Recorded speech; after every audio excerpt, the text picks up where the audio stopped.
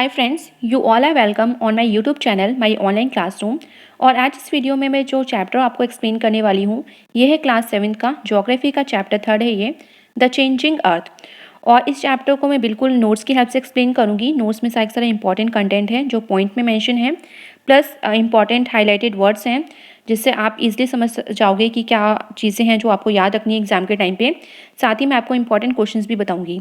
इसके साथ ही मैं एक चीज़ और बता दूं कि जिस तरीके से ये चैनल है उसी तरीके से एक और चैनल है माई ऑनलाइन क्लासरूम साइंस, जहाँ पे आपको साइंस से रिलेटेड आपका स्टडी मटेरियल मिल जाएगा, नोट्स आपको मिल जाएंगे चैप्टर्स के। तो आप उस चैनल को भी विजिट करिएगा, उसका लिंक मैं आपको डिस्क्रिप्शन बॉक्स में मेंशन कर दूंगी। तो चलिए स्टार्ट करते हैं। चैप्टर 3 है ये द चेंजिंग अर्थ। देखिए नाम है चैप्टर का द चेंजिंग अर्थ, यानी इस चैप्टर में हम क्या पढ़ने वाले हैं। तो इस चैप्टर में हम किस तरह से जो अर्थ है वो चेंज होता जा रहा है। अर्थ का मतलब है कि लैंड और जो वाटर सरफेस है वो किस तरीके से चेंज होता जा रहा है। तो उसके बारे में हम पूरा का पूरा चीज़ें जानेंगे, पढ़ेंगे इस चैप्टर में। देखिए इंट्रोडक्शन में लिखा गया है कि डिस्ट्रीब्यूशन हम जानेंगे, जिस तरह से लैंड और वाटर का डिस्ट्रीब्यूशन है। आपने देखा होगा कि कहीं पे लैंड ज़्यादा है, कहीं पे वाटर ज़्यादा है। कभी कभी आपने ये भी चीज़ देखी होगी कि धीरे धीरे लैंड जो है वो कम होता जा रहा है और जो वाटर का शेयर है वो बढ़ता जा रहा है। तो ये क्या, किस वजह से ऐसी चीज़ें होती हैं, क्यों नहीं इनका इक्वल शेयर है, या क्यों ये एक ज़्यादा है तो एक कम है, ऐसा क्यों होता है। तो इसी के बारे में पूरा चैप्टर है। तो देखते हैं, और इसी से हम तरह तरह के मूवमेंट्स के बारे में पढ़ेंगे कि किस वजह से ये इस तरह से चीज़ें होती हैं कि लैंड ज़्यादा हो जाता है या वाटर का शेयर कम है।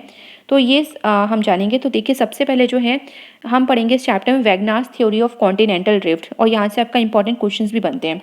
देखिए वैगनार एक इनका पूरा नाम था एल्फ्रेड वैगनार।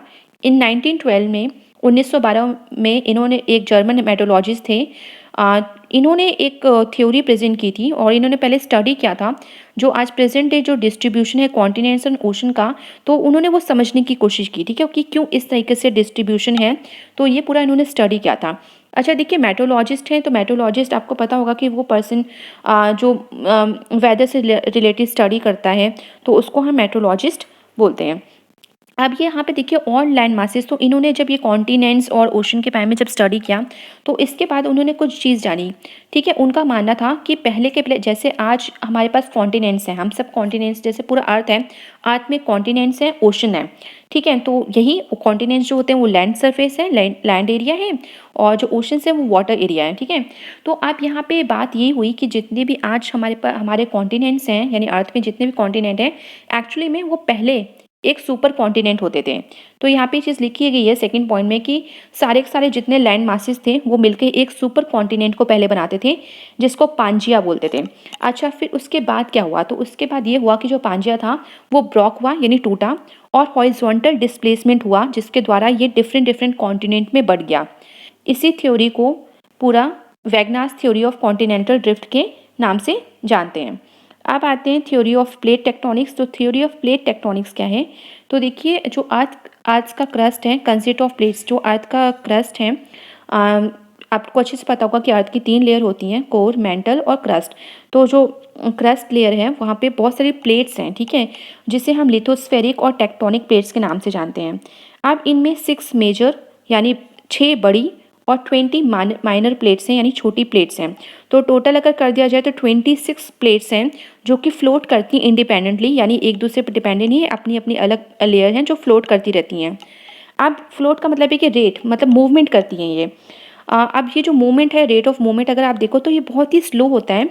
हर एक साल का अगर देखो about few millimetres each year, यानी ये जब लेयर्स चलती हैं तो हर एक साल में कुछ मिलीमीटर ये खिसक जाती हैं। एनर्जी, अब ये जो प्लेट्स की मूवमेंट अपने आप नहीं होती, इनको मूव कराने के लिए एक तरह की एनर्जी की रिक्वायरमेंट होती है। और ये एनर्जी कहाँ से मिलती है, तो अर्थ के अंदर जो इंटरनल हीट होती है उसी से ये एनर्जी प्राप्त होती है इन प्लेट्स को, जिसकी वजह से ये मूव होती हैं।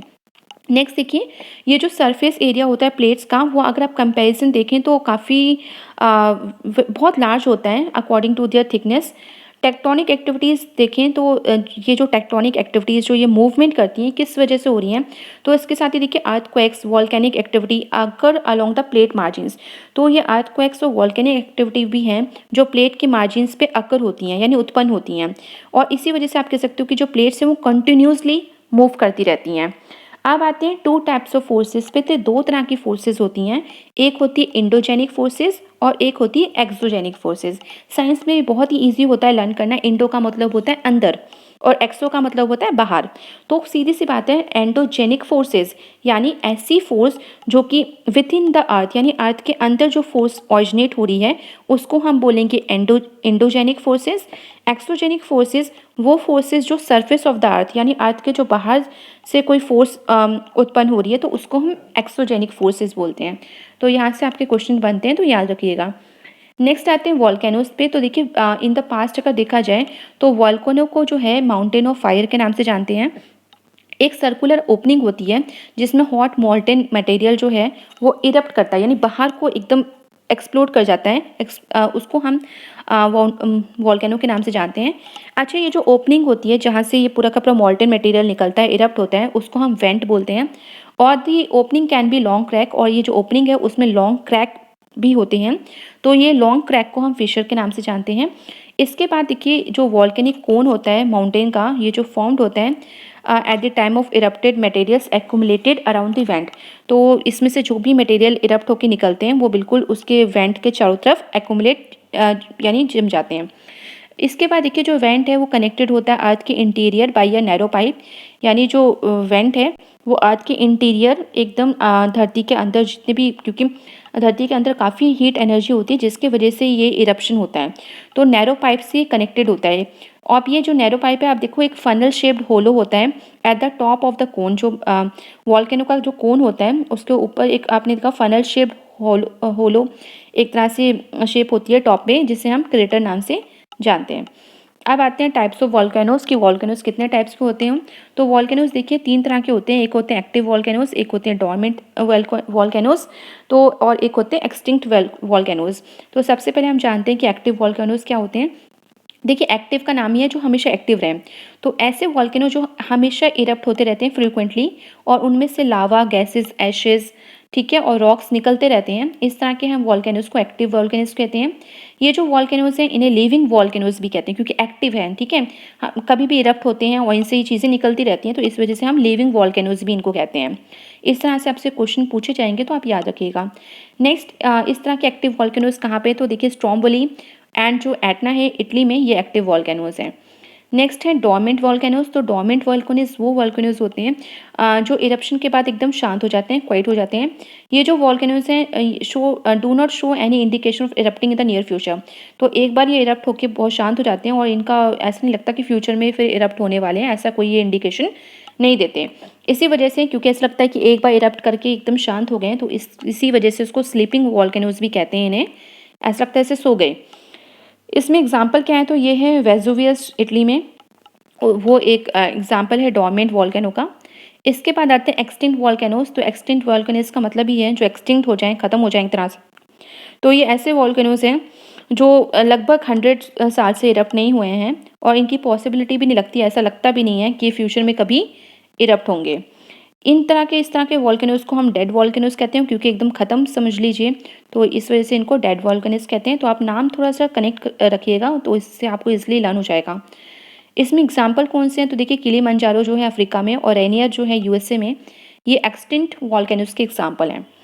नेक्स्ट हम आते हैं डिस्ट्रीब्यूशन ऑफ वॉल्केनोज। तो ऐसा नहीं है कि वॉल्केनोज हर जगह हैं या फिर ऐसा भी नहीं है कि वॉल्केनोज कहीं नहीं हैं।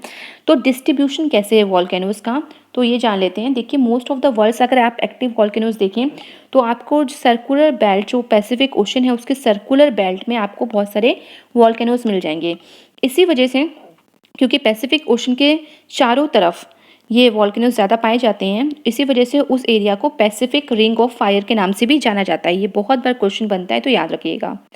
सेकंड जो बेल्ट है वॉल्केनोज की जो पाई जाती है वो मेडिटेरियन सी में है, जिसे मिड वर्ल्ड माउंटेन बेल्ट के नाम से भी जाना जाता है। नेक्स्ट आते हैं अर्थक्वेक्स पे। तो देखिए अर्थक्वेक्स देखिए बहुत मैनी फैक्टर्स होते हैं जिसकी वजह से वॉल्केनिक इरप्शंस होता है। Movement of the lithosphere plates और even bomb explosions can cause the surface of the earth to shake. तो आप यहाँ देखिए कि अर्थक्वेक्स के लिए भी रीज़न यही सब है कि वॉल्केनिक इरप्शन हो रहा है, कहीं बॉम्ब एक्सप्लोशन हो रहा है या फिर मूवमेंट हो रही है, जो लिथोस्फेरिक प्लेट्स हैं वो मूव जब करती हैं तो उस वजह से अर्थ जो है, जो धरती है वो हिल जाती है। इसी हिलने को, shaking of the earth surface, जब अर्थ का सरफेस जो शेक होता है, इसी को अर्थक्वेक के नाम से, इसको अर्थक्वेक नाम दिया गया है। तो आपको याद रखना है कि shaking of the earth surface is called an earthquake. इसके बाद हमें जानना है कि ऑरिजिन, जो प्लेस अर्थक्वेक की ऑरिजिन प्लेस होती है जहाँ से ये उत्पन्न होता है, उसे फोकस कहते हैं।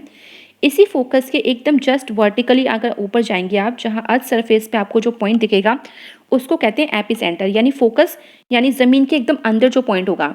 और उसके वर्टिकली जब आप ऊपर अर्थ सरफेस पे देखोगे तो जो पॉइंट आपको मिलेगा उसको हम एपिसेंटर कहते हैं, जहाँ से ये जो अर्थक्वेक है, भूकंप उत्पन्न हुआ। अच्छा, ये जो अर्थक्वेक है इसकी डिफरेंट तरह की वेव्स होती हैं जिसकी वजह से अर्थक्वेक आते हैं। तो according to the mode of travel, क्योंकि ये जो ट्रैवलिंग का मोड होता है, अर्थक्वेक की जो वेव्स होती हैं वो मोड ऑफ ट्रैवल के अकॉर्डिंग 3 तरह की होती हैं, यानी किस तरह से वो चलती हैं, मूव करती हैं, तो उस हिसाब से ये 3 तरह की होती हैं। सबसे पहले जो है ये है प्राइमरी वेव्स। देखिए, जो प्राइमरी वेव्स हैं इनको पी वेव्स और पुश वेव्स भी कहते हैं। ये सबसे पहले अराइव होती हैं, ठीक है, ये सबसे पहले अराइव होती हैं और इनको हम फास्टेस्ट, क्योंकि बहुत तेज़ होती हैं तो इस वजह से इसको फास्टेस्ट वेव्स के नाम से भी जानते हैं। अच्छा, ये जो वेव्स हैं यूजुअली अगर इनकी स्पीड देखें तो 6 किलोमीटर पर सेकेंड की इनकी स्पीड होती है। सेकेंडरी वेव्स देखते हैं तो सेकेंडरी वेव्स को हम एस वेव्स और शेक वेव्स के नाम से भी जानते हैं, जो कि प्राइमरी वेव्स के बाद आती हैं, यानी जो आपकी फर्स्ट वेव है उनके बाद ये वेव आती हैं। और इनका अगर आप मूवमेंट देखो, रेट ऑफ मूवमेंट तो थोड़ा धीमा होता है पी वेव्स के कंपैरिजन में।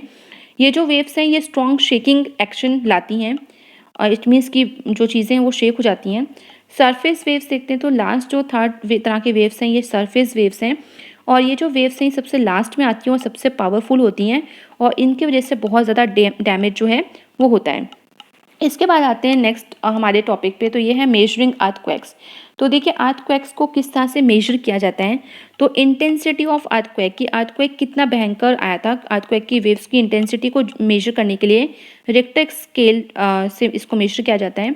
अर्थक्वेक इस तरह से जो आते हैं उनको रिकॉर्ड करने के लिए एक तरह का इंस्ट्रूमेंट भी यूज़ होता है जिसको सिस्मोग्राफ कहते हैं। वो साइंस जो अर्थक्वेक के बारे में स्टडी करती है उससे रिलेटेड है, उसको सिस्मोलॉजी कहते हैं। और जो अर्थक्वेक साइंटिस्ट होते हैं जो उस अर्थक्वेक के बारे में पढ़ते हैं, स्टडी को सिस्मोलॉजी कहते हैं, और जो पढ़ता है उसको हम सिस्मोलॉजिस्ट, यानी जो साइंटिस्ट उसका बन जाता है, उसे जिसको सारी चीज़ों की नॉलेज होती है रिलेटेड टू अर्थक्वेक, उसको हम, उस पर्सन को हम सिस्मोलॉजिस्ट बोलते हैं। अच्छा, जो रिक्टर स्केल होती है उसकी रेंज होती है 0 to 9। जैसे इस तरह से आपके पास एक स्केल होती है जिससे आप लाइन ड्रॉ करते हो, तो उसमें भी एक तरह का मेजरमेंट दिया होता है। इसी तरीके से वो स्केल जो कि भूकंप को मेजर करती है, अर्थक्वेक की वेव्स को मेजर करती है, उसको रिक्टर स्केल कहते हैं, और इसमें जो मेजरिंग है 0 to 9 होती है। अर्थक्वेक्स की इंटेंसिटी जब 6 या उससे ज़्यादा हो जाए तो समझ जाइए कि जो भूकंप है वो बहुत ही डिस्ट्रक्टिव है, यानी बहुत ज़्यादा नुकसान करने वाला है। डिस्ट्रीब्यूशन जो है अर्थक्वेक्स का देख लेते हैं। No part of the earth is free from earthquakes, ऐसा कोई पार्ट नहीं है अर्थ का जहाँ पे अर्थक्वेक्स नहीं आ सकते हैं। सर्कम पैसिफिक बेल्ट है, इस बेल्ट में आपका कोस्टल मार्जिन से north America, south America, east Asia ये कवर करते हैं, यहाँ पे अर्थक्वेक्स आते हैं। मिड कॉन्टिनेंटल बेल्ट में अल्पाइन माउंटेन्स हैं, मेडिटेरियन सी है, नॉर्थन एंड ईस्टर्न अफ्रीका और हिमालयाज़ हैं।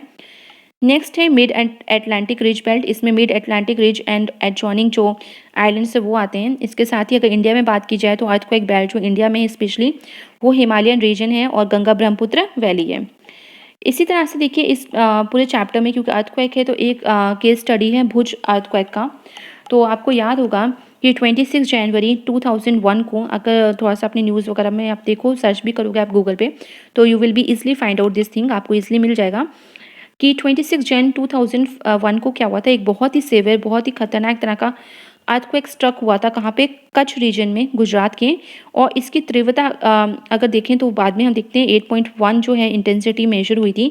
तो आप समझ सकते हैं, क्योंकि बताया है मैंने अभी आपको बताया कि 6 से ऊपर जो रेंज का होता है वो बहुत खतरनाक होता है, तो इसकी रेंज 8.1 थी। तो ये सुबह के 8:45 AM पे ये भूकंप आया था, जब सब लोग 26 जनवरी रिपब्लिक डे सेलिब्रेट कर रहे थे, स्कूल्स में ये प्रोग्राम्स हो रहे थे, और ये ऑलमोस्ट 1 मिनट तक रहा था। अब इस 1 मिनट में इसने कितनी तबाही मचाई वो आप देखिए, क्योंकि आपने अच्छे से पढ़ा कि सेकंड्स में इसकी स्पीड कितनी ज़्यादा होती है इन वेव्स की। तो सेकंड्स में आपने पढ़ा था कि अबाउट 6 किलोमीटर पर सेकंड की स्पीड से ये वेव मूव करती हैं। तो अगर ये 1 मिनट तक रहता है, जब सेकंड में इतना किलोमीटर की स्पीड होती है, तो आप सोच सकते हैं कितना एरिया ये कवर करती हैं। तो 1 मिनट तक ये भूकंप रहा और इस अर्थक्वेक में जो हाई राइज़ बहुत ऊँची-ऊँची बिल्डिंग्स थी सब गिर गईं और जो इसका एपिसेंटर पता किया गया कि सरफेस पे अर्थ सरफेस पे किस जगह से ये भूकंप स्टार्ट हुआ आया, तो ये न्यू टाउन ऑफ जो भुज है, वहाँ पे इसका एपिसेंटर मिला। इंटेंसिटी 8.1 मेजर हुई थी, इसमें 550,000 पीपल मारे गए। इसके साथ ही 5 लाख पीपल जो हैं बहुत बुरी तरह अफेक्टेड हुए क्योंकि बिल्कुल ज़ाहिर-सी बात है, उनके घर टूट गए, अब उनके पास कुछ है नहीं, उनकी संपत्ति जो भी थी, जो भी जमा किया था वो अब नहीं रहा, फैमिली मेंबर्स नहीं रहे, तो इस तरह से काफ़ी ज़्यादा वो प्रभावित हुए। अब आते हैं reasons for the Bhuj earthquake और ये बिल्कुल नेचुरल डिज़ास्टर्स हैं। तो इसके बाद काफ़ी गवर्नमेंट ने भी काम किए किस तरह से प्रोटेक्ट कर सकते हैं। बेसिक नॉलेज भी लोगों को अवेयरनेस दी जाने लगी, डिज़ास्टर मैनेजमेंट स्टार्ट हुआ। तो देखिए reasons for the Bhuj earthquake, Bhuj में आज जो ये अर्थक्वेक आया इसका रीज़न क्या था? तो sea floor spreading of the Indian ocean at the rate of 5 centimetre per year. जो सी फ्लोर स्प्रेडिंग हो रही है इंडियन ओशन की वो 5 सेंटीमीटर पर ईयर के हिसाब से हो रही है। नेक्स्ट जो ग्रेजुअल नॉर्थ वर्ड मूवमेंट है इंडियन प्लेट का वो धीरे धीरे होता ही जा रहा है। और लास्ट है कि reactivated faults below the surface in the Kutch region, यानी कच्छ रीजन के अंदर काफ़ी सारे जो रीएक्टिवेटेड फॉल्ट्स, जो मैंने आपको बताया था कि टेक्टोनिक प्लेट्स होती हैं, मूवमेंट्स होते हैं, तो काफ़ी फॉल्ट्स यहाँ पढ़ोगे हायर क्लासेस में, क्लास 9th में है ये फोल्डिंग और फाउल्टिंग का टॉपिक है कि due to the movement of this tectonic plates की वजह से फोल्डिंग और फाउल्टिंग के प्रोसेस होते हैं। तो ये भी रीज़न था जिसकी वजह से इतना भयंकर जो भूकंप है वो आया। और काफ़ी बार ये भी देखा गया है कि जिस हिसाब से हम नेचर से छेड़छाड़ करते हैं, जो कंस्ट्रक्शन वर्क है उस वजह से भी काफ़ी ज़्यादा शेक होता है अर्थ, और इस तरह के जो हैं अर्थक्वेक्स वगैरह आते रहते हैं। तो आई होप ये चैप्टर आपको अच्छे से समझ में आ गया होगा। So thank you everyone and please like share and subscribe this channel for more updates.